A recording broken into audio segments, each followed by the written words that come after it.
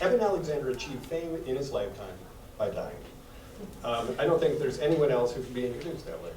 Dr. Alexander is a neurosurgeon who in 2012 published an account of a near-death experience in Proof of Heaven, in which he claims to have undergone a transition to a realm beyond the physical with a vast broadening of consciousness. Dr. Alexander writes that while his body lay in coma, he journeyed beyond this world and encountered an angelic being who guided him into the deepest realms of superphysical existence. There he met and spoke with the divine source of the universe itself. His book, needless to say, aroused a great deal of interest and has remained on the New York Times bestseller list for well over 100 weeks now. It has also been published in over 43 countries. Dr. Alexander has followed up the colossal success of Proof of Heaven with a second book that he will discuss tonight, The Map of Heaven, How Science, Religion, and Ordinary People Are Proving the Afterlife. In his new book, Dr. Alexander combines the perspectives of philosophers and wise men of the past with those of everyday people to bolster his argument that there is more for us than simply the life that we are now living. Please join me in welcoming tonight's guest, Eben Alexander. Thank you. Thank you all. It's a real joy to be here tonight. I think to get into the story, I'd like to see a show of hands. How many have not read the book Proof of Heaven? Okay, so we'll have to do a little bit of backpedaling here just to kind of tell you why that story has had an impact and what it means about the world and how the world is changing very rapidly. I think to put this in perspective, it's important to point out a little bit about who I was before my coma. My coma occurred 6 years ago right now, and I am still on a vertical part of the learning curve, trying to understand all of it and make some sense of it. And what I will tell you is my journey is very much a microcosm of what the world of science is going through now. And this will lead to unprecedented change in the next decade or so in our understanding about the nature of the universe. It has everything to do with the phenomenon of consciousness itself. Now, the me before coma. I grew up in Winston-Salem, North Carolina. My father was very influential in my life. He had been a combat surgeon in the Pacific in the Second World War, saw a lot of brutality and hardship in New Guinea, the Philippines, and Japan. It was his strong religious faith that got him through all that. He also ran a neurosurgical training program, trained neurosurgeons. He was very much a scientist of the highest order. For him, his science and his belief in God were never in any kind of conflict because he knew that that God was infinitely beyond anything that his science would ever try to demonstrate or understand. Now, I grew up in the 60s and 70s, and like a lot of us in that generation, I knew that science is the pathway to truth. And I can tell you I'm much more of a scientist now than I've ever been. But I also realize that the materialist science that I worshipped before my coma, and I do not use that phrase lightly, because that materialist science that holds the kind of the bully pulpit with the New York Times and Scientific American and other kind of traditional and conventional avenues of conveyance of information to people, that science is actually woefully inadequate in some fundamental ways that are very important. And this is where I see that science is greatly broadening its boundaries. Now we are going through a tremendous revolution, and it has everything to do with a deeper understanding of the phenomenon of consciousness. Now, before coma, I worked as an academic neurosurgeon for more than 20 years, 15 years at Harvard Medical School. I thought I had a pretty good idea of how the brain and mind and consciousness work. And that includes the very strong belief that the brain creates consciousness, that it's birth to death and nothing more, because obviously if the brain creates consciousness, when the brain and body die, that would be the end. And also one very strong tenet of that conventional neuroscientific thinking is that none of us have free will at all, that free will and consciousness are complete illusions. And the reason they say that is in that kind of scientific belief of pure physicalism. The thinking is that it's just the whirling of subatomic particles, atoms, molecules, cells of the brain, all following natural laws that simply make us, each and every one of us, automatons, machines. Our brain simply the workings of all those natural laws governing the substance in our brain, giving an illusion of consciousness. I believed all that. What I can tell you is that form of conventional science, that is kind of our leading form of conventional thinking, at least on the front pages of the papers and all, is going extinct. It actually is woefully inadequate in some profound ways that have to do mainly with the phenomenon of consciousness. As much as that science would try and convince you that consciousness itself is an illusion, and the proponents of that kind of thinking, people like Daniel Dennett at Tufts, would proudly tell you that none of us are conscious, we're all zombies. Well, Daniel Dennett might be a zombie, but I don't think that's the case for most of the souls in this room. And so with that kind of a set of beliefs going into this, 6 years ago, I had my world turned upside down. And it came in the form of a very severe bacterial meningitis that woke me up in the morning at 4:30 with severe back pain and headache. Within 3.5 hours, I was having grand mal seizures and was driven deep into coma. I was there for 7 days. Now, I have no awareness whatsoever of any events from the earthly realm during those 7 days. This was a very severe meningitis. I found out later that I was taken to the hospital, and Lynchburg General Hospital, where I encountered a very good friend of mine, Dr. Laura Potter. I had worked with her on patients there for more than 2 years in that hospital, where I worked as a neurosurgeon. And she didn't even recognize me. All she saw was 54-year-old white male, status epilepticus in extremis, trying to die on her watch. If she didn't do things very correctly, she knew I wouldn't even make it out of her emergency room alive. It turns out she did a lumbar puncture. Out came thick white pus under pressure. And she told me much later that when she saw that, she knew I was dead. And the reason is she knew that by having gram-negative bacterial meningitis, that's the worst kind of bacterial meningitis you can have. And by going into coma in less than 24 hours, I was on an express train. I took about 3.5 hours to get deep into coma from symptom onset. She knew with those two facts alone, I had a 10% or less survival probability. That was the rosy prognosis when I first got to the ER on Monday morning. It got a whole lot worse. Second day, they found out it was E. coli. If you do a medical literature search, spontaneous E. coli meningitis in adults, somewhere less than 1 in 10 million per year. Almost always happens in newborns, very rare beyond the age of 3 months. So this is a deep mystery that my doctors had to try and address and understand. They put me on 3 powerful antibiotics, put me on a ventilator up on the medical ICU, and things just got worse all through the week. My oldest son, who at the time was majoring in neuroscience, drove home from college that first night I was in coma. He got into that ICU room, and he didn't need much time at all seeing that corpse being ventilated 12 times a minute by the machine to realize that his father was already gone. And as I said, things got worse during the week. The last signs of any function of my neocortex, which is the human part of the brain, and that's why my story has garnered so much attention among the medical and scientific communities, is because of the destruction that I had of my neocortex, the human part of the brain, the whole outer surface.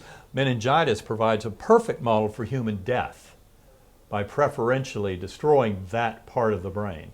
So it should enable no experience at all, especially a severe case like mine. And in most cases, doctors who take care of such patients will tell you by day 3, such a patient would either be starting to come around and wake up, or they would be dead. And my doctors had this strange conundrum where I was still there, still alive, no signs of any neurologic function. My brain stem was devastated even on day 1. This was a severe meningoencephalitis. They had the scans revealing full thickness swelling and destruction of the neocortex. And it turns out that it got worse so that by day 7, Sunday morning, they called a family meeting where they said basically I'd gone from a 10% chance of survival down to 2%. And the best case scenario, if I was in that lucky 2%, was that I would be in the hospital a month or 2, be transferred to a nursing home in coma, and die there a few months later. So the recommendation was, why don't we stop the antibiotics? Now, it turns out that it was a few hours after that that I started coming back to this world. My doctors were right. My brain was absolutely savaged by this illness. When I started to wake up, I had no words, no language, had no memories at all of Eben Alexander's life before coma, no knowledge of humans or this universe from my experience before coma. In fact, my mother, my sisters, my sons standing around the bedside, I had no idea who these beings were. But I knew full well where I had just been. And it was an odyssey deep in coma that seemed to last for months or years, although it had to fit within 7 Earth days. And in fact, there were memories packaged with that whole journey that I discussed in the book Proof of Heaven that showed me that the coma experience, the vast majority of it, had to happen between days 1 and 5 of coma, not when I came out. It turns out that after I did start to wake up, words and language came back very rapidly. Memories of my childhood and knowing of my family and all that came back over several weeks. Knowledge of brain, mind, and consciousness, more than 20 years experience working in neurosurgery, all the physics, chemistry, biology, neuroscience, neuroanatomy I'd ever known came back over about 8 weeks. Oddly enough, over the next few years, I came to realize through very strange twists of events and unfolding that when my memories came back, they were more complete than they had been before my coma. And that is a deep clue as to what's really going on about all of this.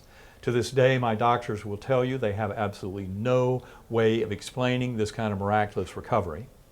Now, when I first came back from my coma, I would try and tell my doctors something about the story, what I tell in Proof of Heaven. And I was just shocked and amazed by the whole thing. And my doctors would pat me on the back. You were very, very sick. Your brain was soaking in pus. Why, we can't even understand how you're coming back here, much less how you could have had any experience. They knew from my neurologic exams, from the lab values, and from the CT and MRI scans that my entire neocortex had been devastated by this illness.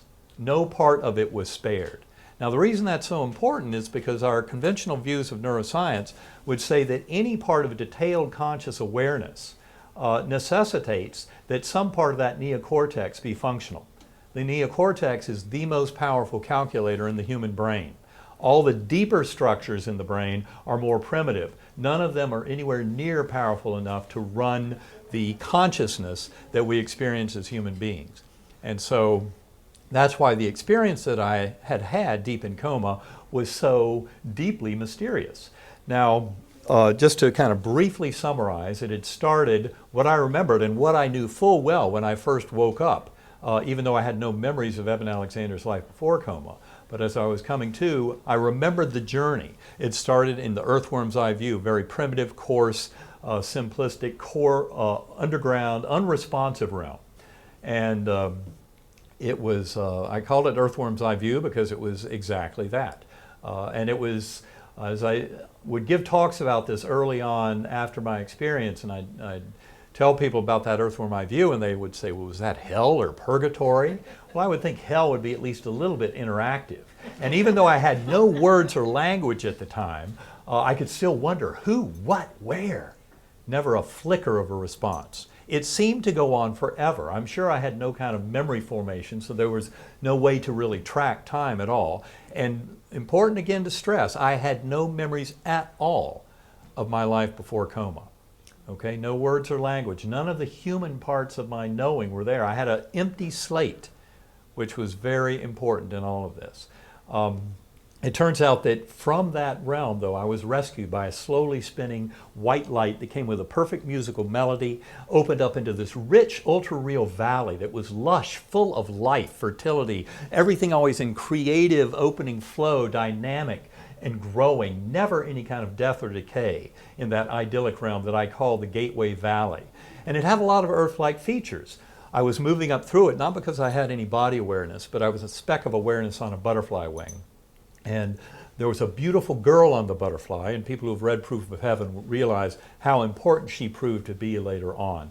There were souls dancing below us, lots of blossoming flowers and buds on trees, waterfalls, sparkling pools, and above these swooping orbs of pure spiritual beings, leaving sparkling trails against a blue-black velvety sky that I later called angelic choirs. They provided music, chants, hymns, anthems, pouring down, blasting through me like tidal waves. Incredible power and awe and beauty. And the message from that beautiful girl on the butterfly wing was one of unconditional love in the purest form. And I go into the importance of all that in the book Proof of Heaven. Very important to stress that love is the coin of that realm. It's absolutely essential. And the reason it's so important for us to understand in this world is that unconditional love offers the infinite potential for healing, for the individual, for the soul group, for ethnic and national groups, for all of mankind, all of life on this planet, and all of consciousness far beyond the bounds of this planet. And there is a tremendous amount out there. That's a reason why a lot of this awakening is happening even now. Now, I would then go up through higher and higher levels from this realm. The angelic choirs, once again, the music provided portals to take me up higher to what I call the core. Infinite inky blackness filled to overflowing with the light of that divine and the love of that divine being that was so far beyond my conception of any potential for deity that when I came back to this world and was trying to write it up, I called that infinitely loving and powerful deity Om, because Om was the sound that I heard in that realm. Over weeks of trying to put all this together, of course, I came to realize that Om was who many of us would call God, or Allah, or Brahman, or Vishnu, Jehovah, Yahweh. I don't care what words you use. The words are very confusing. Our linguistic brain puts boundaries up, boundaries of false separation. That is a huge part of the problem, especially in our reductive materialist science, which basically says if you take everything and reduce it down to the fundamental elements, subatomic particles, understand the natural laws of physics that govern that, and then build up your laws of chemistry, biology, and everything else, that we can explain the whole universe. And in fact, that reducing it down in reductive materialism loses a lot of information. So really it makes far more sense to take a top-down view. That's why what you'll find in Map of Heaven is a tremendous call for meditation, for people to go within for these answers. And the reason that is so important is because what Proof of Heaven starts out saying, and what Map of Heaven lays out very clearly, and in Map of Heaven what I really do is go back over thousands of years and look at human thinking, going back to Plato and Aristotle, going back to Eastern mystics, going back to mystics of all faiths and prophets, and also the scientific mind, the philosophical mind beginning in ancient Greece, and the scientific minds beginning 400 years ago, to explain why we have come to this point where here in the early 21st century we have the beliefs that we do, and that it's all about how that materialism that held such sway in the 20th century is terribly misleading. That materialism in science that says that none of us are conscious, that none of us have free will, is completely wrong. And of course, the scientists who support that say, well, it's self-evident that the brain creates consciousness. But that is where the game is changing. There is far, far too much evidence in the form of millions of data points, of experiences of humans throughout the last few thousand years that show that that is not the case. The brain does not create consciousness at all. And the emerging scientific paradigm is that the brain is a reducing valve or filter or transmitter. It actually reduces consciousness down to this tiny little trickle of an apparent here and now. And that is what most of us live with in our day-to-day existence. But the evidence that we are far grander than that our consciousness is actually something that is just allowed in that trickle, but we can come to know the much grander consciousness that we are all part of. And in fact, the boundaries of self, ego, linguistic brain. I knew full well as a neurosurgeon that the linguistic brain, a tiny little area called Broca's area, which is where we produce speech and our thinking in words and in linguistic forms, and then Wernicke's area, which is a few inches away, again, a very small part of the brain, Those are not your consciousness. The voice in your head is not your consciousness at all. It's little more than a parlor trick. The thing that is consciousness is awareness. The deep mystery is the observer within. And that's the part that modern science is absolutely stumped, has zero explanation for. If you go out and pick up a neuroscience textbook here, what you'll do is you'll find 1,800 pages of description of the workings of the brain, the physical workings of the brain. And at the very end, you'll find about a 4-page chapter called Consciousness. And when you read that, it'll be short subsections, and you'll realize whoever wrote it doesn't have a clue what they're talking about. And it's because they're trying to say that the brain creates consciousness. It does not. There actually is tremendous scientific data now on the filter theories. And the filter theories are not new.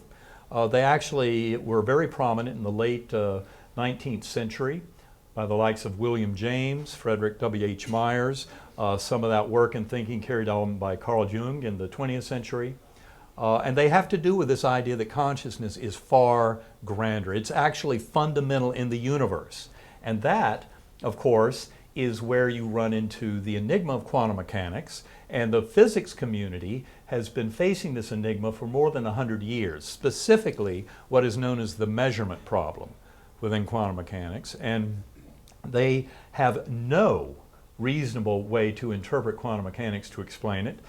In fact, the most popular explanation among the physics community is the many worlds interpretation, where every possible outcome of every subatomic measurement results in a new universe.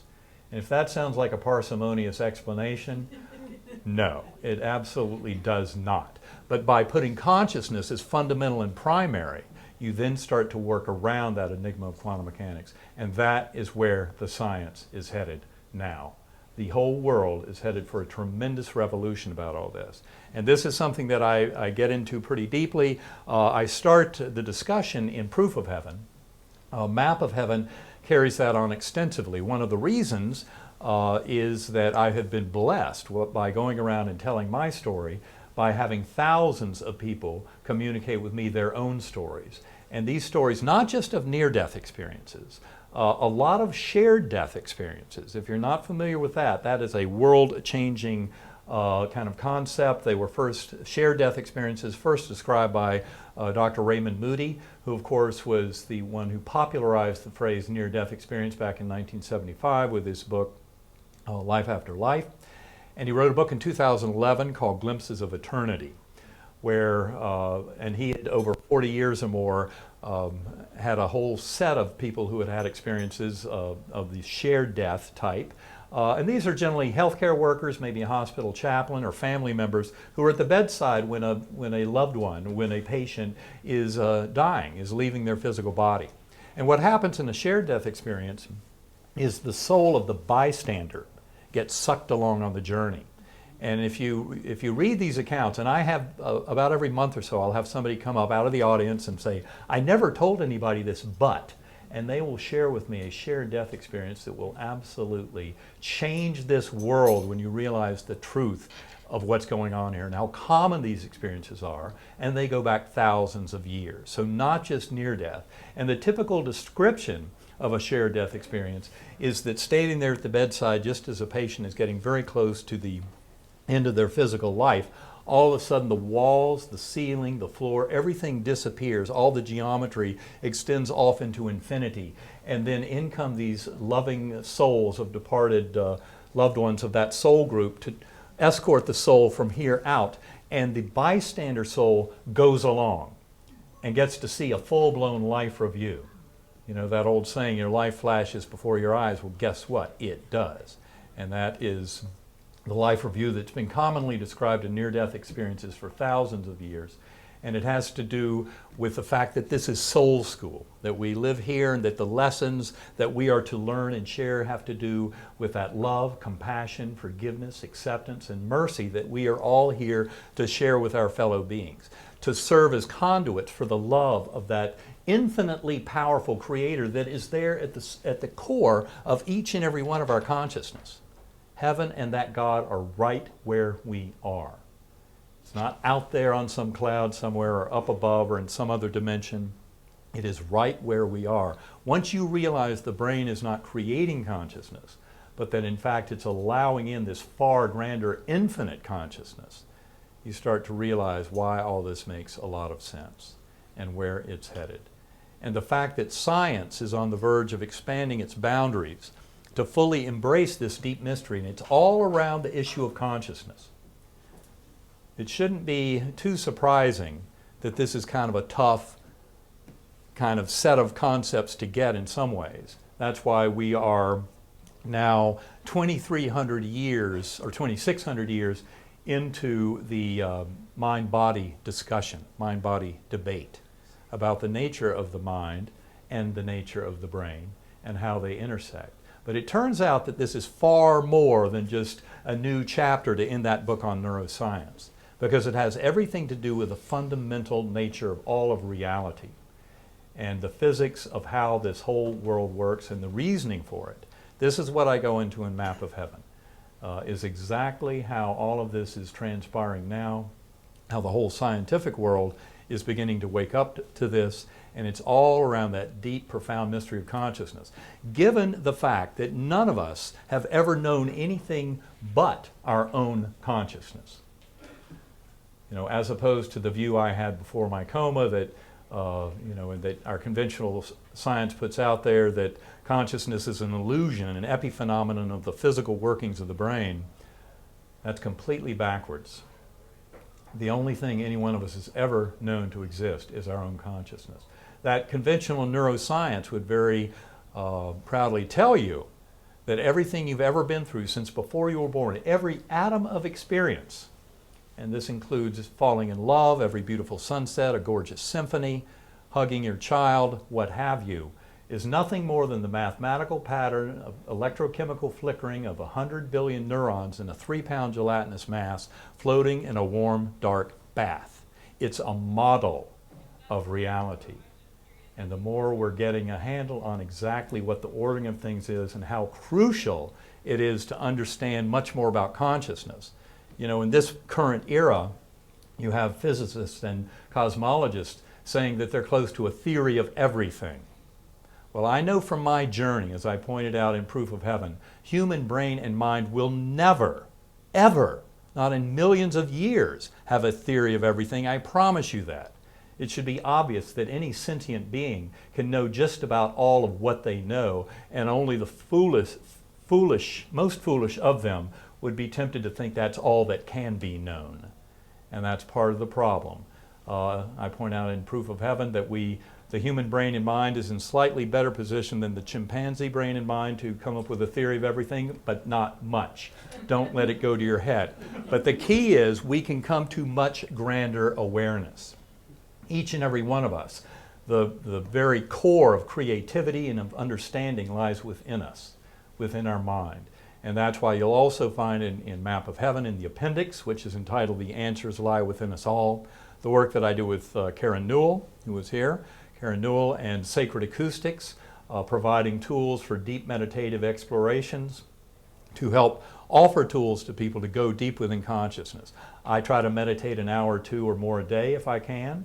I actually use the sacred acoustic sounds to revisit those realms that I visited deep in coma, and I can do that very routinely. Not just to recover memories from that coma journey, but to actively communicate and interchange with the beings, with that infinite, all-loving deity. For me, that form of meditation is a form of centering prayer that dissolves boundaries of self, that transcends the false boundaries between us and between all of life throughout this universe, and comes to a much greater knowing of where this is all going, why we're here, and what this is all about.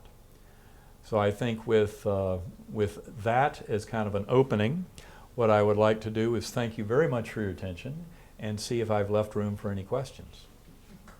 Thank you very much.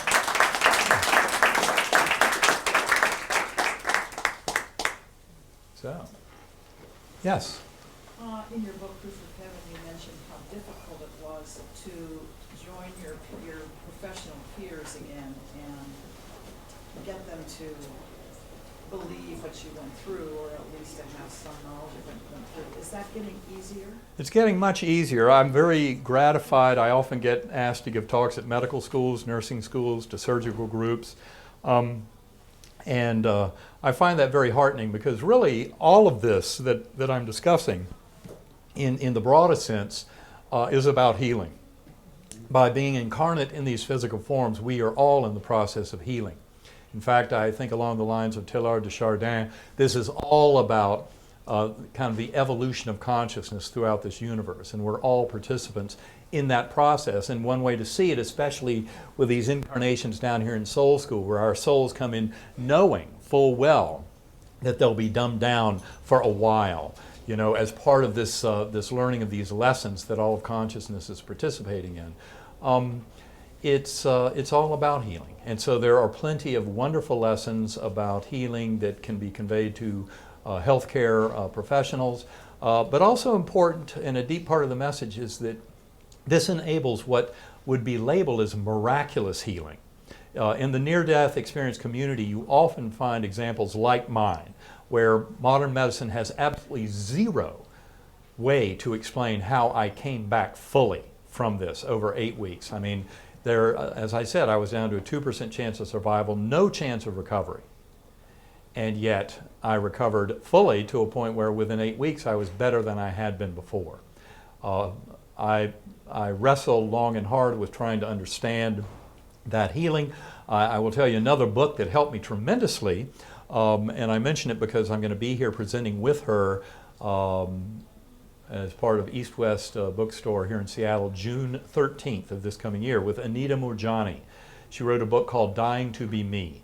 And she had a stage 4B non-Hodgkin's lymphoma. By any doctor's definition, was within hours of death back in February of 2006, and had this miraculous recovery, and now she's doing very, very well. You find those kind of stories all through the near-death literature. The reason they're important is there are tremendous clues in these kind of cases for all of us, for healthcare professionals and for all the rest of us, about how healing is a part of our physical, mental, emotional, and spiritual and divine aspects coming to a deeper knowing. We plan the hardships and difficulties in this life, like illness and injury. We actually come in with those as our kind of milestones, offering the ability for the growth of our souls.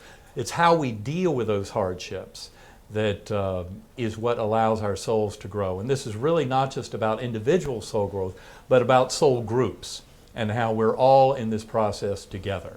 And I think that some of the deepest lessons of the near-death experience community will help us all work towards what can be considered to be miraculous healing in our lives. If there is a way that physical curing can occur, and it's not always meant to occur, depending on the lesson to be learned, but it is something that we can manifest if we step back far enough to take that broad view of our soul's journey through multiple incarnations and the interaction and interweaving of that beautiful tapestry of our soul lines with our soulmates and all of that. So this is really all about healing, and luckily the medical community is waking up. And for those of you with a scientific background who can hear all this and say, what is he talking about? That's why I send the scientists in the crowd to the book Irreducible Mind, Toward a Psychology for the 21st Century. It's not for the faint of heart. It's 800 pages of dense scientific data and analysis, all about non-local consciousness. Things like telepathy, remote viewing, out-of-body experiences, near-death experiences, shared death experiences, past life memories in children as evidence of reincarnation, all of the many, many forms of evidence that we have that consciousness is not created by the brain at all, which is revolutionizing modern science, although it's not quite yet ready for the front page of the New York Times, but it will be. This world is changing rapidly. Yes? How do we sort of start our journey of creating consciousness? Sounds like you recommend meditation, but sort of wondering if you can give us some recommendations on how to start that. Well, I think that's really what Map of Heaven's all about. There was a review in the Huffington Post where they basically said it's more like a GPS for heaven, and that's because it's a tool offered to all. You know, I put the framework in there about how all of this works, and then offer up the appendix to that book. The answers lie within us all, and it's all about, and that particular suggestion is in the form of the sacred acoustics tones. And I talk a bit in Proof of Heaven, and then a lot more in that appendix to Map of Heaven about how those sounds work. But it's really just about having a practice of meditation or of centering prayer that allows us to quiet the little voice in our head. As I said a little while ago, the voice in our head, which of course we use for our rational communications, logical thinking, etc., is not necessarily your ally in getting to these deepest realms of infinite consciousness. That's why meditation is so important. And it pays off tremendous dividends over time. So it's important to make it a practice of life and not just try it 4 or 5 times and say, well, I guess it doesn't work for me, and forget about it. A lot of people say, well, I have way too much of a monkey mind, I cannot meditate. That's exactly why the sacred acoustics tones are so powerful. They're actually doing something using differential frequencies, slight differences in frequency to the 2 ears that hijacks a circuit in the lower brainstem that modern neuroscience says is very crucial.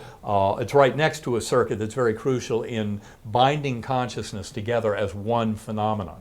And as I've said, our current neuroscience knows almost zero about consciousness. But in that very limited view of consciousness that they do have, what we're doing is using some of that with these sounds to actually enable your awareness to slip free of the brain, because the brain is more of a prison. It contains our consciousness in a very, very limited form. And it's by breaking free of that and really getting free of the here and now, because here and now are not at all what they appear to be. That's part of the deep mystery of quantum mechanics. And in fact, the coming physics that is going to address all this will be a complete rewrite of everything we ever thought we knew about space, time, mass, energy, causality, and event flow, and on and on. That's something I go into in Map of Heaven. Yes? Have those of you that study the MDs, well, I've listened to several stories, yours and Anita's, and I've noticed that this phenomenon of people coming to full healing. Is anybody working on how people who are not going to experience an MD can achieve physical healing? Oh yeah, what I would say is that's exactly what I'm pointing out in Map of Heaven, is you don't have to die. You don't have to almost die to get this. By being a conscious being, you have the ticket for admission to get everything. But it does require going within that consciousness. And once you realize that you're actually going within the core of the entire universe, not just in my little mind. When I grew up, if somebody said, oh, it's all in your mind, that was a real put down. It's all in your mind. And that is where we need to go to get much of these deeper answers. So, and that has everything to do with the healing too. So it's through meditation. Sometimes it comes completely unbidden, what I call the gift of desperation. And there are probably people in this audience who know exactly what that's about, because that's very common too. Yes? In the Map of Heaven, you talk about we're in a space-time, linear space-time, but in heaven or the afterlife, it's non-linear. But then you also talked about like the gas pump used in the morning and the Dixie cup under your foot is all there in heaven. Could you expand that a little bit? I think the important thing to understand, to really kind of get to that question, it's important to know a little more about those life reviews. I mean, the life flashed before your eyes. That's been said for centuries, and it really does happen. That's what happens in near-death experiences, and that's what's reported. The interesting thing is the most significant events, positive and negative, whatever offers a residual lesson for learning in this from this incarnation in planning the next incarnation, you go through every bit of it. And the thing is, it's sharp, crisp, clear, much more real than when you went through it in this murky realm that we live in. The journey in Proof of Heaven was one into that ultra reality that is impossible to really explain to people. It helps a lot if they've been there. And most near-death experiencers describe exactly that same kind of way of knowing. But all the information flow can happen instantly. There's no bottleneck. The problem is down here in our linear flow. This is part of the prison of the brain. Is everything is funneled through this tiny little bottleneck, and it's this. It's laid out in this linear time flow, and that is not limiting to our consciousness in that much higher realm. And so that's part of it, but also to realize that heaven is right here. It is right here once we realize what our mind truly is, what our consciousness is. And that every bit of this, the synchronicities in life, all the beautiful aspects of life, it's rich with meaning, every single bit. None of this is wasted. None of experience. That's why, for me, gratitude is so important. And it's every bit of this is really understanding this tremendous journey we're on. And some people say, well, a near-death experience like that, and all of that's just how to die, what happens after we die. I don't care about that. I want to know how to live. That's what we're talking about, is exactly that. How to live these lives, how to look at our existence and what this is all about. And for me, there's no way to make sense of that if you're limited to that, birth to death and nothing more, the very kind of limited thinking of our culture. It takes that step back to really kind of put things in perspective, to realize that we have many incarnations here. We've all had many past lives. We'll be here many times again. We have soul groups that are very extensive. I came to see that some that I might have seen as my enemy or my nemesis before my coma were in fact very near and dear soul mates, and we're just here to teach each other some of the tougher lessons. It also helps in understanding some of the real tragedies of life, some of the real horrific situations that we have with apparent evil in this world, or say with the loss of a child at a young age. Makes much more sense when you have this much broader view of how this works and why we're here to learn and teach these lessons of unconditional love, compassion, forgiveness. Yes? Would you agree that it's important for us to be mindfully aware of what we say? Because what we say is going to become our reality. Yes. And so I also would like to say that we have to, in order to give ourselves a chance, we have to change our thoughts and our thinking. Because once we change our thinking, because our old systematic operating way of thinking does not work for us today, the way we used to think in the past. So we have to constantly keep that on our mind, right, and verbally from time to time tell ourselves that we need to look for a new operating systematic way of thinking that right, we can benefit from today. So I say that to say we have to change our thoughts, because when we change our thoughts, we change our state of mind, and then when we change our state of mind, we change our behaviors. And we change our reality. Exactly. We change our reality. And very good points, extremely good points. For one thing, those who study linguistics will tell you that the very language that we use is a very kind of thick filter that affects how we perceive causality of events. If you have people with different languages who see similar events unfolding or see the same events unfolding, their language itself can alter how they interpret that and the spin they put on it. And that's why it's so important to understand that linguistic brain, although it's very useful for communicating ideas and kind of following through rational thought and things like that, it also has some serious limitations. Of course, it's completely inadequate for describing journeys like the one I went on deep in coma. Our earthly language is good for describing a trip to Disney World. It's not very well suited to describing journeys to other realms like that, which are far richer with meaning and absolutely packed with all the emotional power of becoming other beings and other groups of beings, as we do on those journeys. That's exactly what happens in those life reviews. We have to feel any of the pain or suffering we handed out to others on their behalf. And we have to feel how it impacted any soul who ever knew of that transgression. So language itself is not very good at helping us do this. And that, again, is a big reason why in Map of Heaven, it's a clarion call to get people into meditation, to go into deeper finding of these answers within. And then the other point you make is also very important, given the fact that, as I said, before my coma, I was tempted to agree with the conventional neuroscience that says consciousness is an illusion. In fact, a 180-degree flip from that position since my coma, realizing that consciousness, our own consciousness, is the only thing any one of us truly knows to exist. So obviously, our kind of beliefs and our understanding and how we put things together in our consciousness, our perception, our angle, perspective, has everything to do with how that reality unfolds for us. And that's a very important part of understanding how to manifest the realities we want. Do we have one last question? One last question. Yes. I have a kind of a weird question. If you were to have had this experience before you had your family and your career and everything, and you were raising your children, how would you do things differently? Well, it actually makes, everything has changed. Everything has changed. And it has to do with realizing that we are, each and every one of us, truly eternal spiritual beings that are here for those lessons of soul school, as I've described earlier. And that this is all part of that much larger evolution of consciousness that's going on.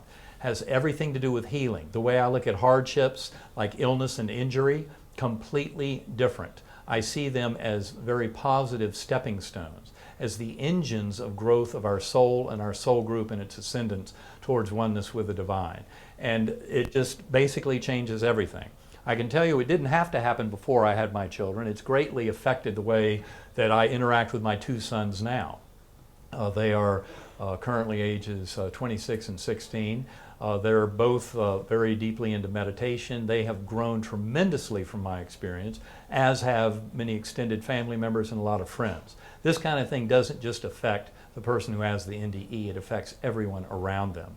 And that, of course, is one of the reasons why I love sharing this story and helping and also hearing other people's stories. And that's one of the beautiful benefits in Map of Heaven, is I share a lot of stories that people have shared with me that help convey this message. And it's a beautiful gift to me because I'll have people come up to me all the time and say, I never told anybody this but.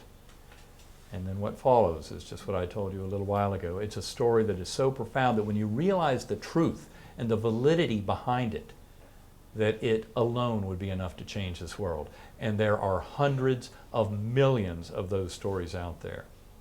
Turns out that, you know, the near-death experiences in their current form have been around for thousands of years. The story that Plato tells 2,300 years ago of the Armenian soldier, that very story could come from a soldier hit by an IED in Iraq or Afghanistan today. There's no difference, because it's all about the fundamental nature of reality that we are all part of. So thank you all very much. God bless you all, and thanks for coming out tonight. Thank you.